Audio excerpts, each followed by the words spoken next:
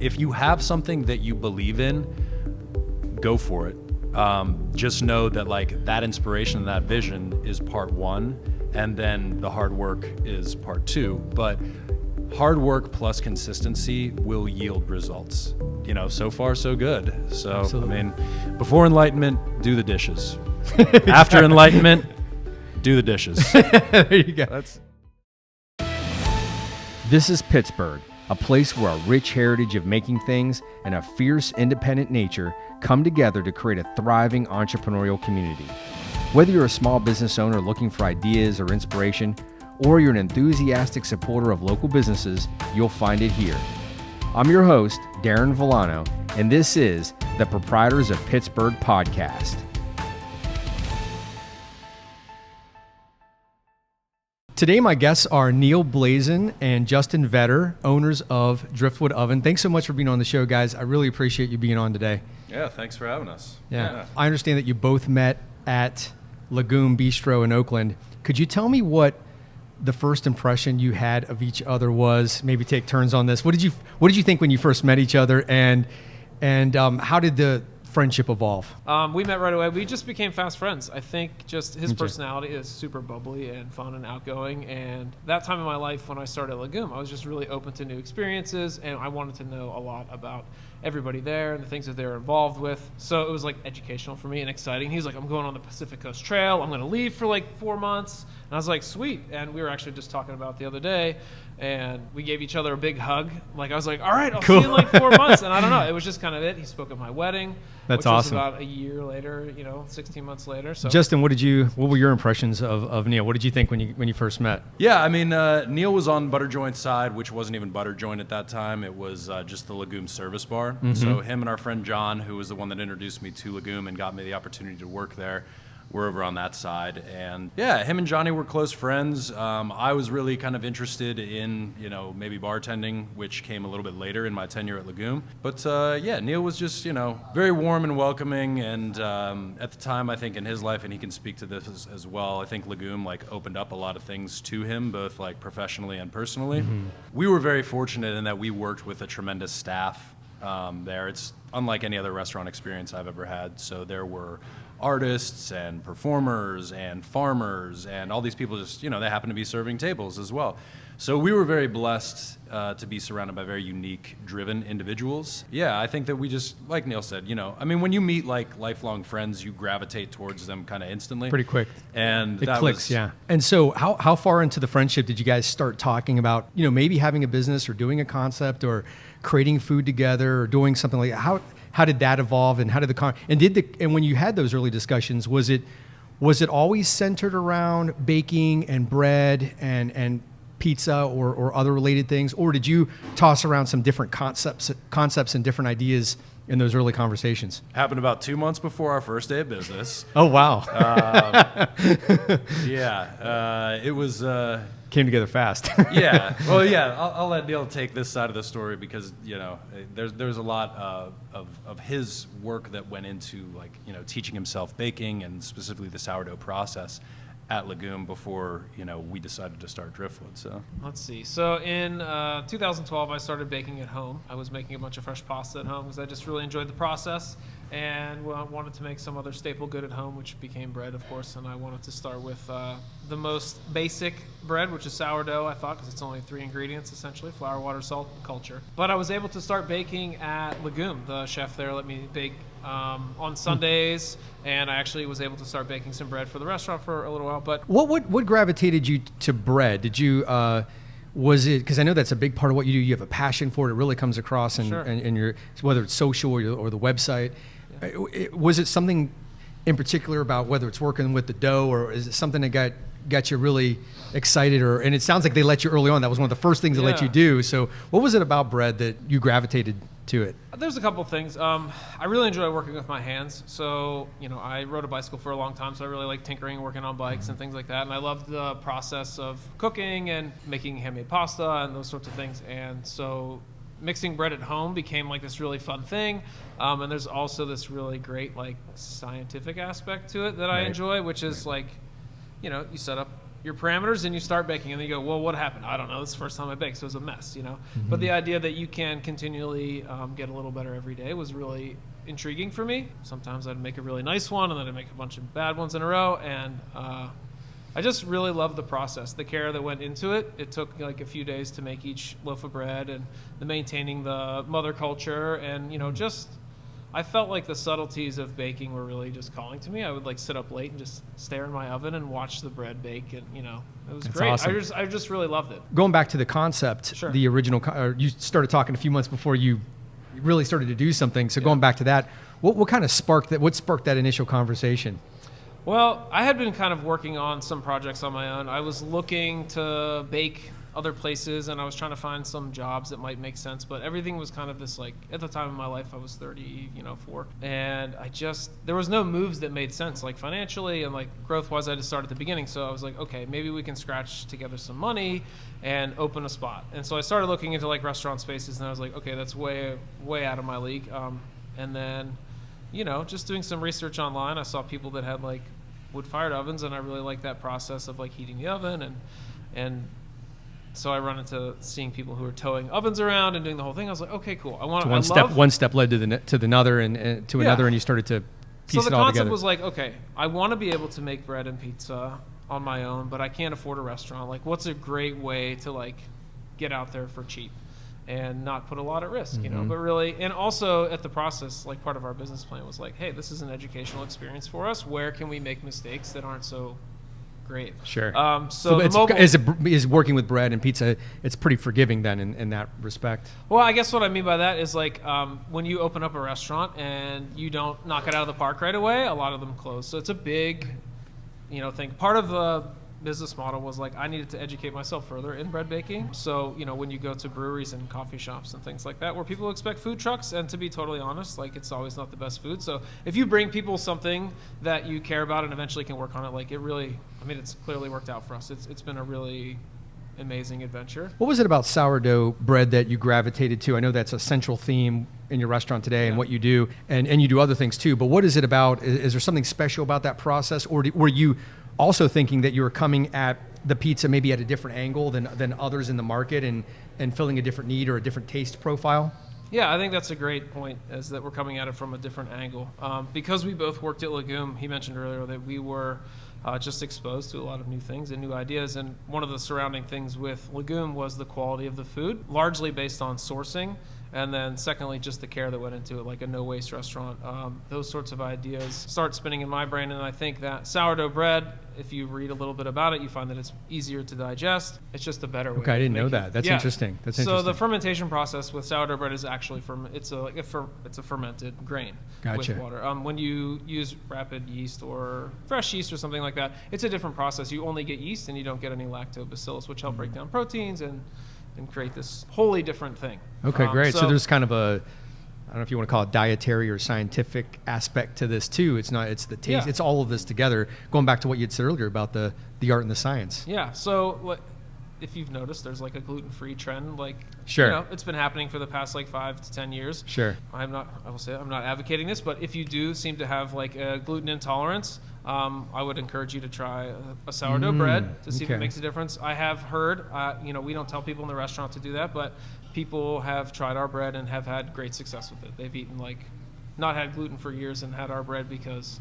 it's an organic grain, so it lacks chemicals and things like that, and then it's also naturally fermented, which makes it easier to digest. So, and the flavor profile for sourdough bread, I just think is incredibly more complex than yeasted breads. Absolutely. And Justin, you're the lead of the front of the house, and so what are some of the operating principles that you work by in terms of creating an excellent guest experience? You know, what are some of the important principles or things that you think about how do I create that excellent guest experience, and how do you do it consistently? So that it's, because that's one of the areas where a lot of restaurants sometimes fall short, is you can have it could be hit or miss. I'm sure you guys eat at many places. You know what I'm talking about. One place you tell a friend and it's killer, and then the next time the food might be pretty good, but the service isn't as good. And you know, how do you approach that, being the leader of that part of the business? It starts with what you said, consistency and respect, really. And you know, that's for both the people that are in-house, that are, you know, our staff members, but the people that walk through our door. We are very blessed in that we have a lot of regulars who supported us when it was just Neil and I in a 10 by 10 tent in 15-degree weather in Millvale when we were at Grist House.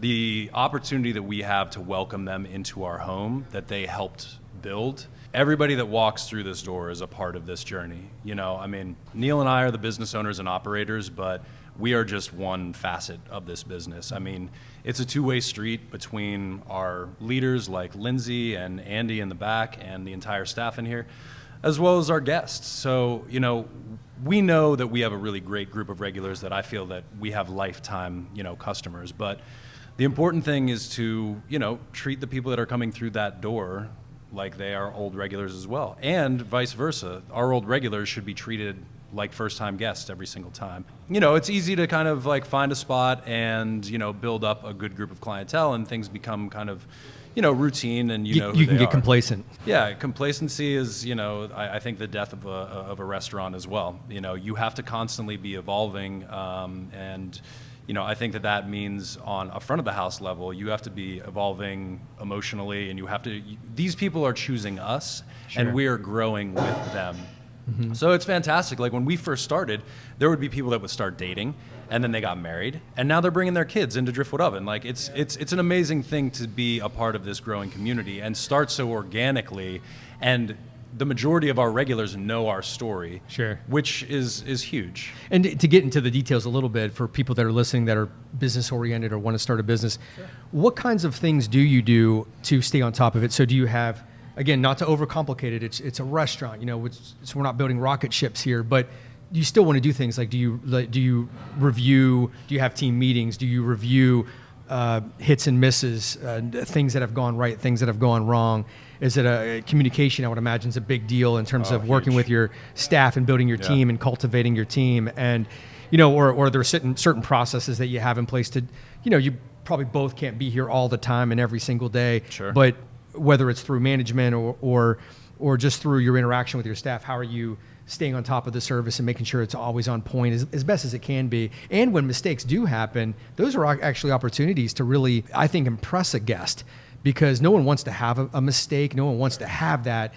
But the difference between a good restaurant and a great restaurant is the one who reacts in a way where you so overwhelm the customer with not only acknowledgement, but with, hey, we know that, we saw that, and we want to make it right for you, that they almost rave about that incident instead of it being a thing where they slip out the door and then just never want to come back. Yeah, well, accountability is huge when it comes to like the latter part of your question, and just being vulnerable and saying, you know, being honest with your guests, saying like, hey, you know, we made a mistake here, like what can we do to make it right?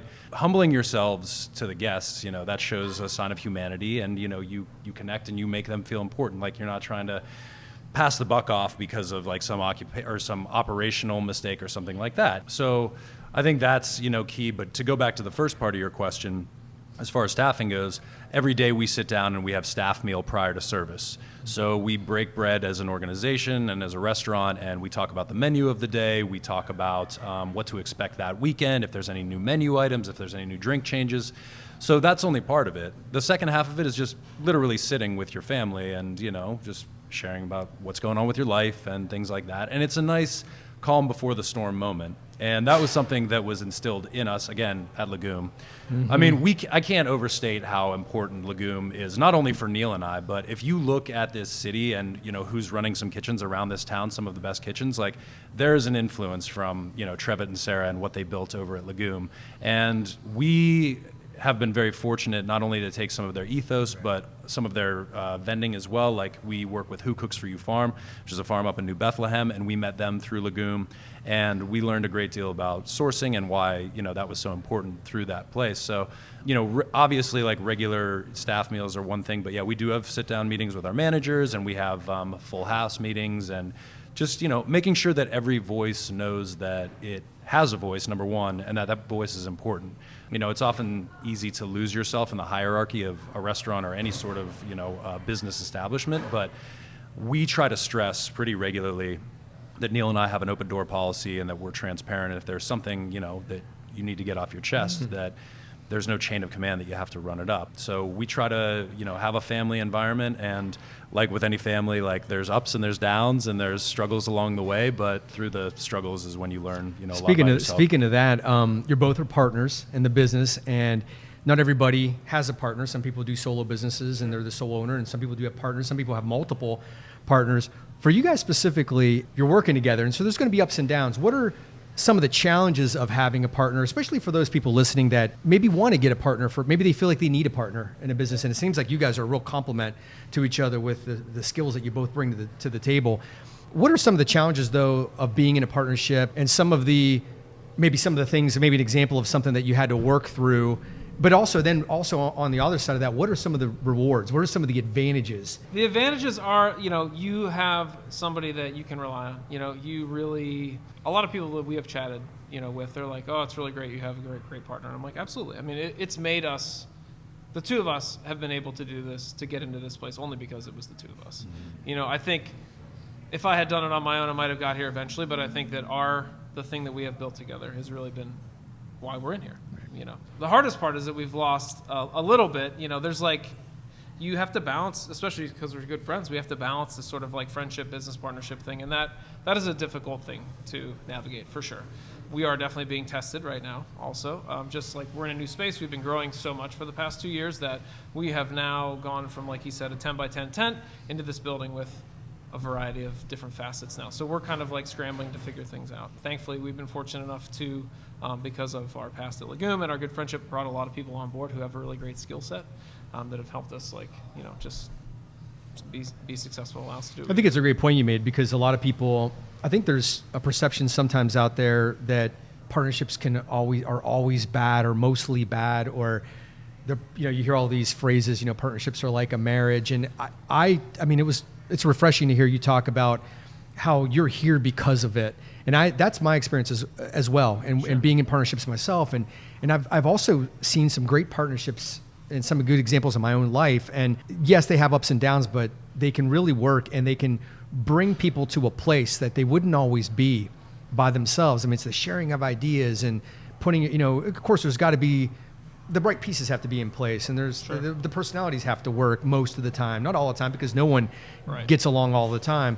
And sometimes a little bit of friction can actually be good. I don't know if you guys have experienced that, but sometimes a little bit, I just mean a little bit of, whether it's diversity of ideas or, things like that. Sometimes if a person agrees with 100% all the time, there's not something fresh there. Right. And so, as long as people are approaching that in a respectful way and listening to one another, and there's a healthy relationship there, it can actually really elevate people in a way that being alone, and again, nothing wrong with being alone, a lot of times that works too, but it can really elevate a business in a way that's different. I don't know if that's your experience.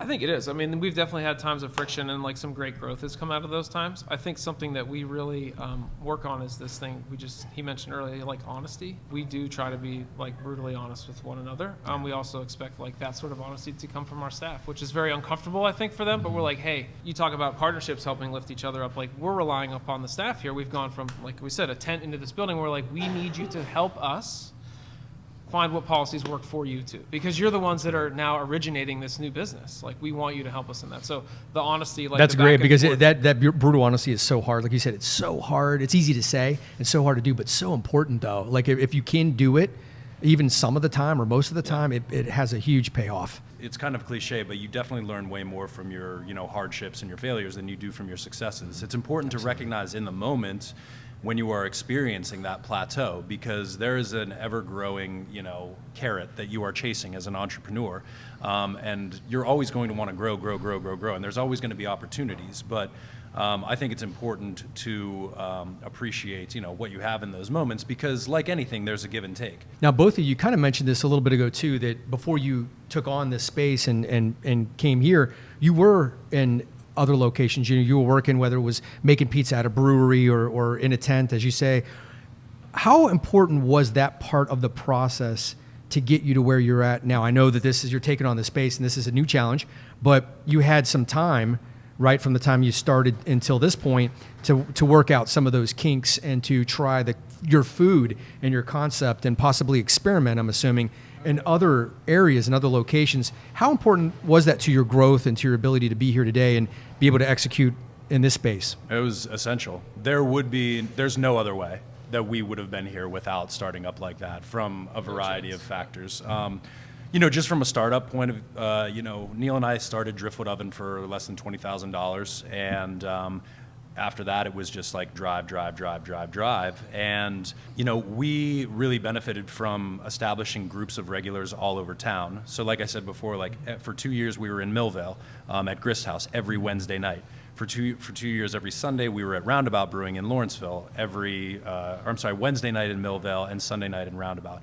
We were Friday nights at a cafe over in Greenfield called Staghorn, which is where Neil lives. So when we did decide to move in, we had 4 or 5 pockets of regulars from all over town that were descending upon Driftwood. And, we have a very unique model, and I really feel that the city is pulling for Driftwood Oven and for Neil and I. And we have, and a lot of that, really shined through when we first moved in, because we did a very successful Kickstarter campaign. And through that campaign, we were seeking to raise, what was it, 24,000, something like that? Like 28.5. But we ended up raising close to $45,000. And that was all the people that supported us for the first 2.5 years of business. That's huge. That was the press that we got from, the papers. So all of that was really the first push. We knew we were going to have these regulars from, the first 2.5 years of business doing the mobile thing. But we knew we were going to get a glut of new people just from the press, from the story of the You had the Kickstarter momentum campaign. going into this for sure. That really helped, as opposed to just somebody who starts cold, opens up a shop, puts a couple $100,000 or whatever into a build out, and doesn't really have that momentum. I mean, it sounded like it really worked for you guys. It was absolutely essential. Like, the Driftwood story would not be what it is without the way that we started this business for the first 2.5 years. Neil, I wanted to talk a little bit more about the flour, because I know that's such an important part of what you do. Sure. And, pizza has a lot of major components. The sauce is obviously important. The cheese is important. The toppings are important. Sure. But the bread, I mean, it's really the foundation, and the crust, the bread. And I also know that you bake bread. And I know what's important to you is organic and small batch and adding some whole grain and things. Could you talk a little bit more about that? Sure. When I got into baking on my own, I really wanted to use just local grains, which are very few around here. There's not much growing around here. It's Western Pennsylvania. It's very wet. It's hard to grow grain around here. Rye works very well, which is why we had lots of rye whiskey around here. One of the problems that I found out with using local grain is inconsistency. But consistency, as we talk about, is a big thing, especially for a new restaurant. So we still use all organic grains and use a lot of whole grain in our doughs. But the local flour thing has kind of isn't happening right now. It's hard to do. Which I think most people can understand. I mean, like you said, we're part of the country we live in.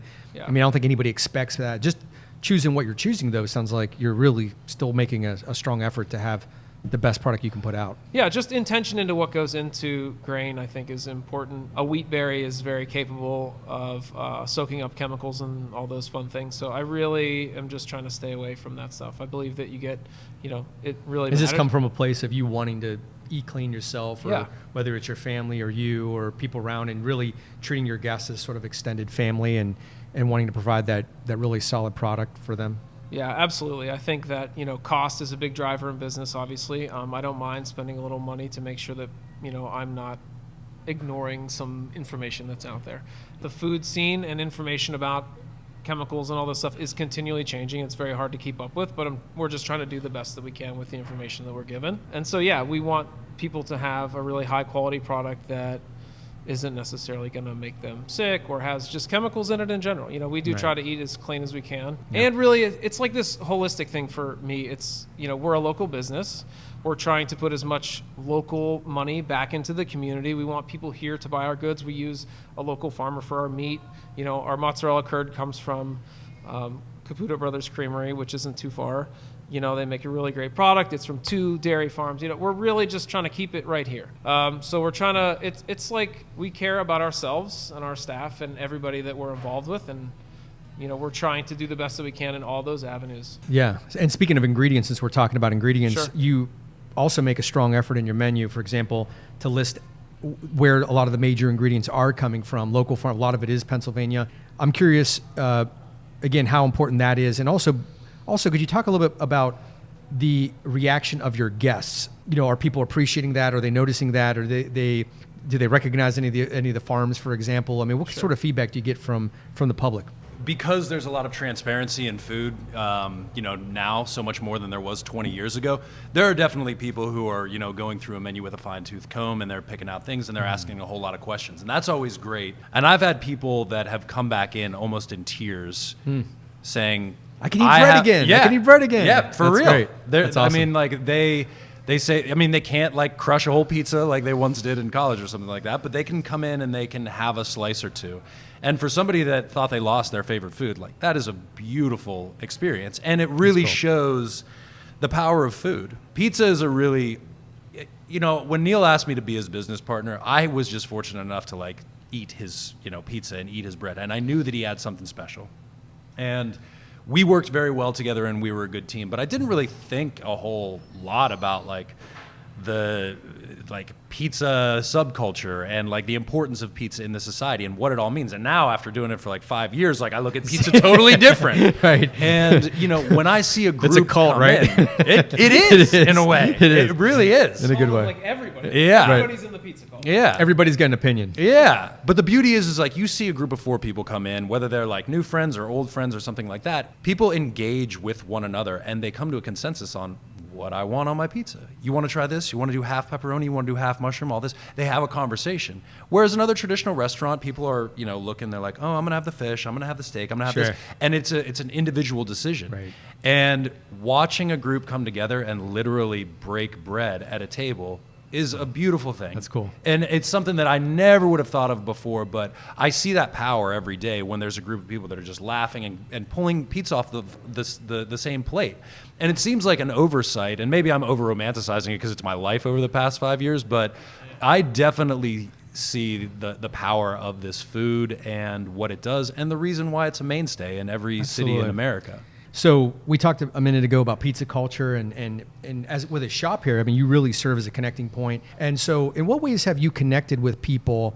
In what ways do you feel part of the community, both not only inside the 4 walls of your business, but outside here on the street too, as you walk up and down and people recognize you and they say hello?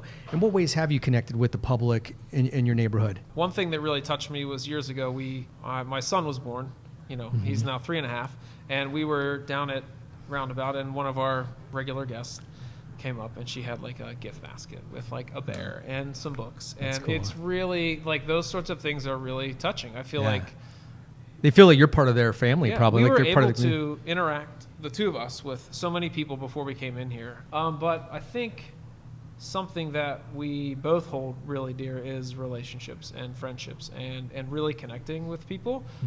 Yes, we're business owners now, but it's really, this place, as much as he was saying, it just welcomes people in. It makes people feel good. And that's a gift. On its own. I can come out of the kitchen and stand here and watch people smile and eat and gather, and like the staff smiling and laughing with them. It's the part that feels good, right? Lights you up. It's kind of why you're doing it. It's absolutely why we're doing it. So somebody listening to this is probably planning on starting a business. Maybe they already started a business. And what advice would you give to someone? It doesn't have to be food related, but they're starting out or they just started. What advice would you share with them or give them, especially as it pertains to partnerships? You have to have faith. And you have to have a vision that you believe in. When people ask me about Driftwood Oven and they ask me about our story and things like this, I always say this, and this is 100% true. I never doubted that we would be successful. I did not know, I had no idea what the journey was going to be. Sure. And there's been a lot of ups and downs. Like as Neil and I said, like we are partners, but we're also brothers. We are also each other's therapists. We are also each other's totally true. We are each other's shadows. Right. There's a lot of ways that we work very, very well together. Like areas that I lack, Neil excels in, and vice versa. But there's also extremes of those. So, you have to be able to be brutally honest with your partner. You have to be able to take criticism. You will get a thick skin, and you're going to be tested because your relationships. There's a reason why the phrase "it's not personal, it's just business" exists.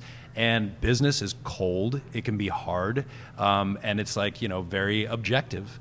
So you're going to be tested. So you just have to be aware that you're going to be tested in ways that you've never been before. and be able to separate those things. Like, what am I feeling? Is this personal? What am I feeling? Is this, business? Am I being honest with myself first? Because if you can't be honest with yourself about what your limitations are, you're never going to be able to be honest with your business partner or your staff or your guests, and that will eventually seep into, the rest of your world. So if you have something that you believe in, go for it. Just know that like that inspiration and that vision is part one, and then the hard work is part two. But hard work plus consistency will yield results. So far so good. So, Absolutely. I mean, before enlightenment, do the dishes. After enlightenment, do the dishes. There you go. That's, Do you have anything to add on any advice, partnership advice, or advice for somebody starting out? Advice for somebody starting out is do more research than I did. There's really a lot of information out there. Just start talking to people about it, because there's just a lot of stuff that you're going to run into that maybe you weren't prepared for. I definitely, feel like that with some things. Our motto is a little better every day. Kind of, we say it a lot. It's just like you're going to have these little failings and stuff, but if the general trend is up for you, that's great. You have to kind of look long term. It's hard to not be caught up in the moment sometimes, but really, look long term. Neil and Justin, thanks so much for being on the show. I really appreciate it. hey, thank you, man. Thanks for having us. Absolutely. Thanks for having us, Darin. Absolutely. Appreciate it. Thank you. Hey everyone, I hope you enjoyed this episode.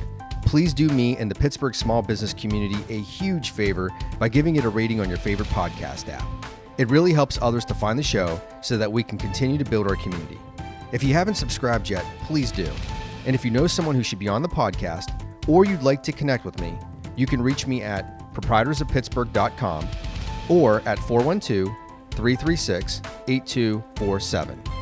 I'm Darin Vilano, and this is the Proprietors of Pittsburgh podcast. Take care.